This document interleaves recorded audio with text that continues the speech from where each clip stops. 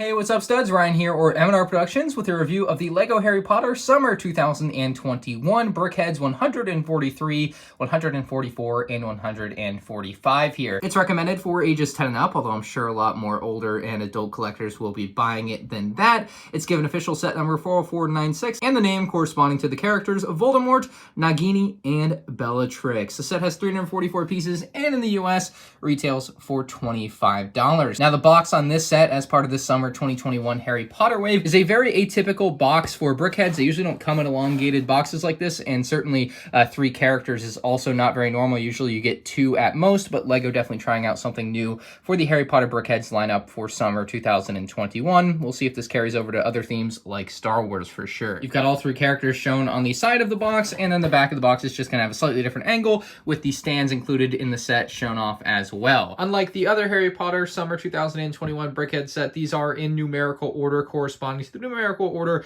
of the Brickheadz that they are, which I think is just a sensible thing. But more importantly, these are separated by bag and instruction manual. So if you have more than one person, or more importantly, more than one kid that are wanting to build the same set, or you're on a budget, or whatever the case is for what you're trying to get out of this, they are separated. So that's worth something. The completed lot of Brickheadz here looks incredible. I personally think this is a better set of Brickheadz than the Hagrid, Hermione, Ron, and Harry Brickheadz. You can kind of see in the background there. I snuck them back there for this video, but it's going to come down to personal preference. Ultimately, I like this set of characters a little bit more. But there's a pressing matter in this set, something you'll certainly find interesting. It's intuitively obvious to the casual observer that Brickheadz don't have noses, nor do LEGO minifigures, but it's always ironic that despite minifigures not having noses, the guy who's known for not having a nose always gets the nose print. So Lord Voldemort getting that nose print there, at least the nostrils.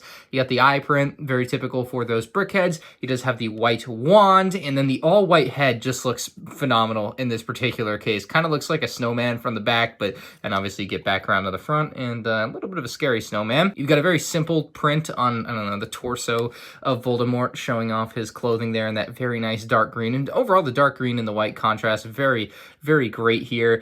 Just regular Brickheadz stand. So very pleased with Voldemort, and I certainly think this set's going to be popular specifically for Voldemort, although I think Nagini and Bellatrix are going to be great additions. And speaking of Nagini here, he's got some scales on the front here with a bit of a print on that curved tile piece. Of course, he's just got the regular Brickheadz eyes, which is a little bit weird for an animal, but then again, LEGO's done some animals, so I guess it makes sense that they're just continuing with that same thing.